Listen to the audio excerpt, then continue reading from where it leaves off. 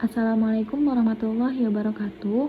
Pada kesempatan kali ini, kami kelompok 8 akan mempresentasikan tentang sejarah perkembangan sains bagian 2. Adapun anggota kelompok kami yaitu Aulia Tufatul Madliyah, Amelia Benita Wijaya, dan Fatia Syifa Nurul Rabbani. Untuk submateri, yang pertama adalah KATOS, yaitu program penelitian yang akan dijelaskan oleh saya sendiri. Yang kedua ada Variaben, yaitu pendekatan anarkitis yang akan dijelaskan oleh rekan saya, Aulia Tufatul Madliyah. Yang terakhir ada Bachelard, yaitu pentingnya sejarah yang akan dijelaskan oleh rekan saya, Amelia Benita Wijaya. Masuk pada submateri yang pertama yaitu Imrela Katos, program penelitian. Dalam buku Criticism and Methodology of Scientific Research, Lakatos mengevaluasi gagasan falsifikasi Popper dari hasil usahanya untuk mempertemukan Popper dan Kuhn. Lakatos adalah seorang ahli ilmu pengetahuan yang berusaha menengahi sekaligus mengkritisi pemikiran Popper dan Kuhn.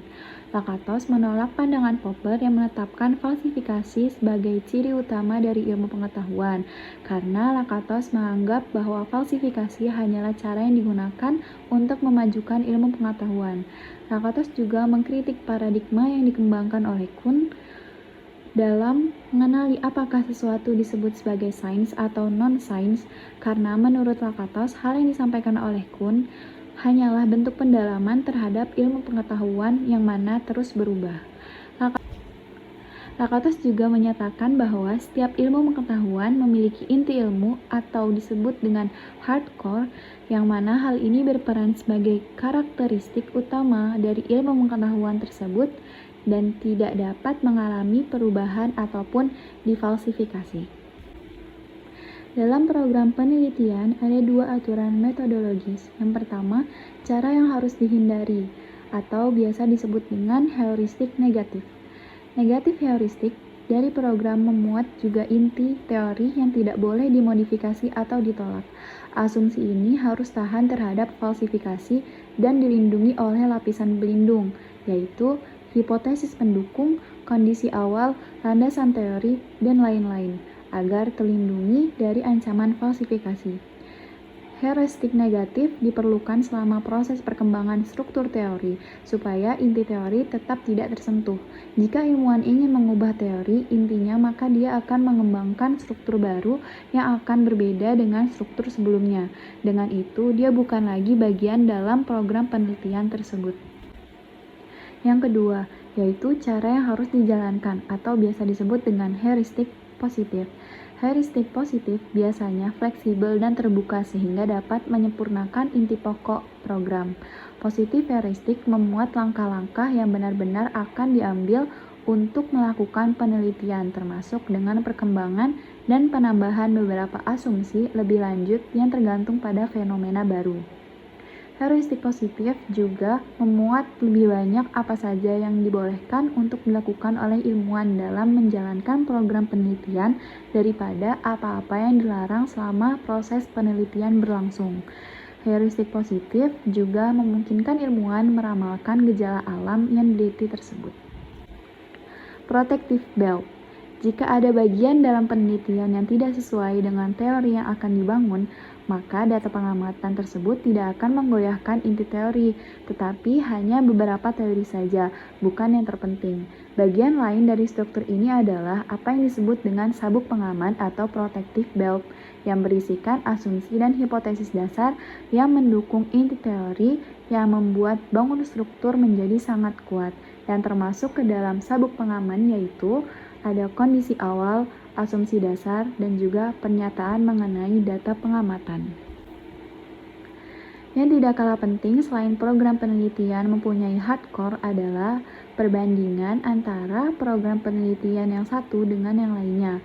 Dalam hal ini, kinerja yang paling sering dijadikan pembanding utama adalah faktor waktu yang diperlukan dalam program penelitian.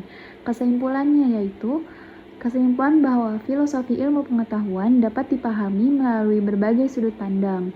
Lakatos muncul sebagai penengah dengan mengenalkan konsep bahwa untuk mengetahui apakah sesuatu dapat disebut dengan sains atau tidak, bukanlah dengan falsifikasi atau verifikasi, melainkan dengan meneliti apakah ilmu pengetahuan tersebut memiliki teori atau metode atau tidak, serta menemukan inti ilmu yang mana tidak dapat berubah dan difalsifikasi. Yang kedua, yaitu metodologi adalah bagian dari sains yang memuat kreativitas manusia dan menjadi motor dalam perkembangan sains hingga saat ini. Untuk materi selanjutnya akan dijelaskan oleh rekan saya, Aulia Tafatul Madliyah.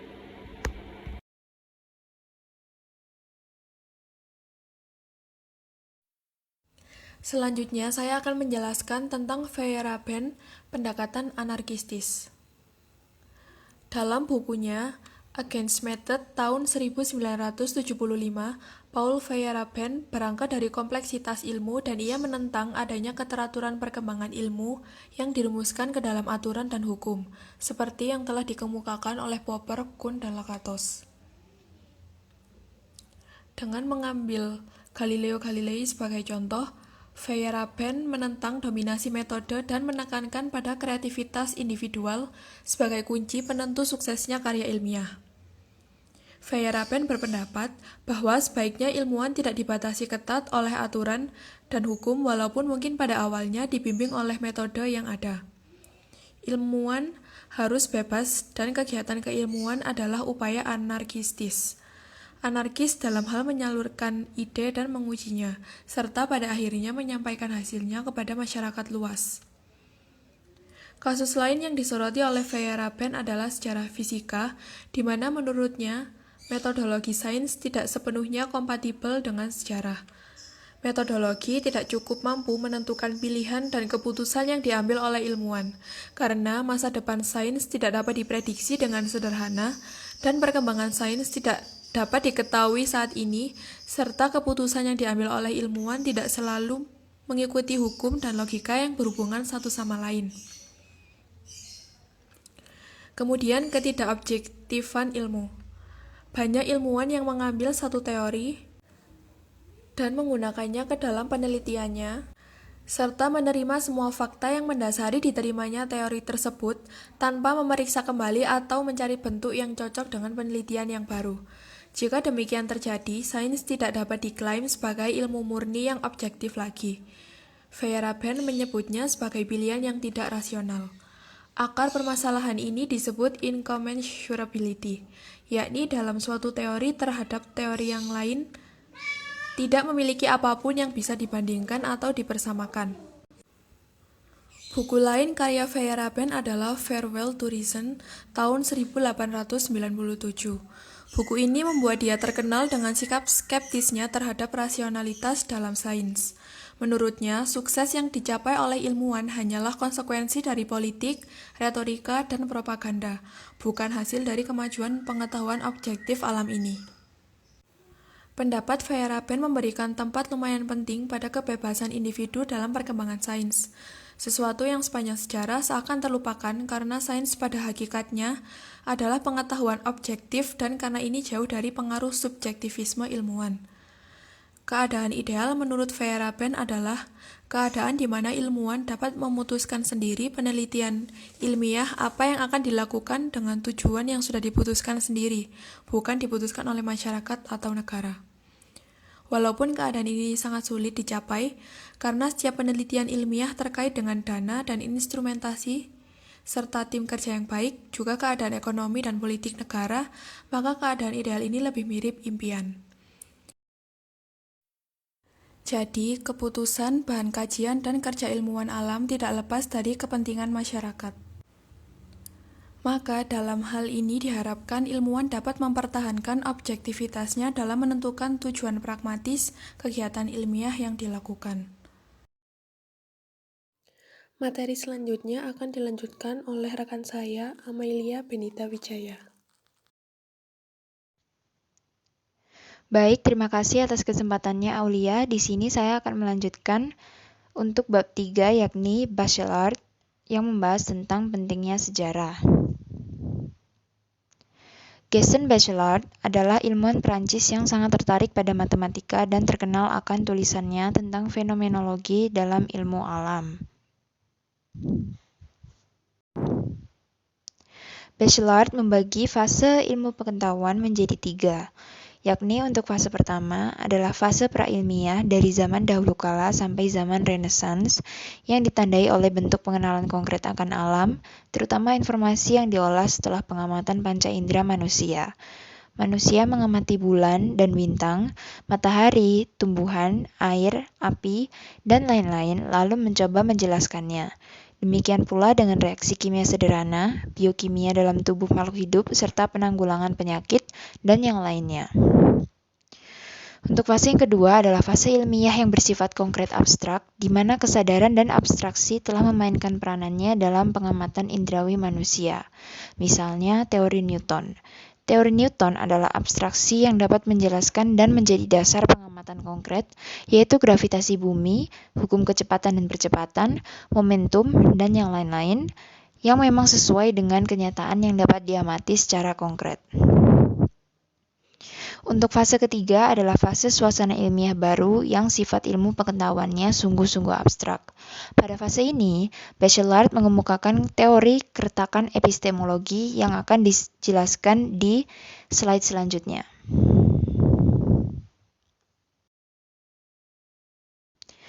Keretakan epistemologis. Pada keretakan epistemologi ini memungkinkan adanya gap atau jarak antara ilmuwan satu dan ilmuwan yang lain karena sejarah lahirnya abstraksi baru tidak diikuti oleh semua orang. Itulah sebabnya banyak ilmu yang lahir pada dekade-dekade terakhir ini yang sifatnya tidak umum atau eksklusif, hanya diikuti oleh segelintir kelompok ilmuwan saja. Dari keretakan epistemologis ini, lahirlah beberapa pendapat-pendapat baru yang juga dikemukakan oleh Bachelard, di antara lain, yang pertama yakni, menurut Bachelard, tidak ada apapun yang dapat dijelaskan dengan gamblang dengan cara berpikir saat ini. Karena jika ada bagian yang diketahui, pasti ada bagian yang porsinya sama yang tidak diketahui. Inspirasi ini timbul dari pemahamannya akan dualisme cahaya dan diperkuat oleh pemahaman akan mekanika kuantum yang pada saat itu sangat populer karena menggugat mekanika klasik Newton yang saat itu sudah bertahan 300 tahun. Lalu yang kedua, Bachelard juga meneliti akar kesalahan metodologis yang terkadang sering terjadi dan tak terhindarkan, karena masing-masing ilmuwan tidak sepenuhnya mengetahui teori dan data yang diacu dalam penelitiannya. Akar permasalahannya adalah dari keretakan epistemologis tadi. Ada saat di mana mata rantai proses ini hilang dan diisi dengan asumsi pengganti yang belum tentu pas dengan kebutuhan pengembangan ilmu tersebut. Kesalahan ini nantinya akan merambat ke ilmuwan berikutnya dan lama-lama menyebabkan suatu kesalahan fatal. Lalu yang ketiga, cara kerja ilmu pengetahuan modern adalah dengan dialektika, atau cara pandang yang mementingkan konsep-konsep yang berlawanan sebagai ide utama dalam sintesis metode pencarian pengetahuan, yakni deduksi dan induksi dalam empirisme. Dialektika sendiri adalah pertentangan antara dua hal yang berlawanan antara satu dengan yang lain. Di kutub sebelah ada tesis, dan di kutub sebelahnya lagi ada antitesis. Tiap-tiap dari kedua kutub ini memiliki kebenarannya masing-masing dan saling menegasi. Konsep ini akhirnya menjadi ide utama dalam sintesis metode pencarian pengetahuan.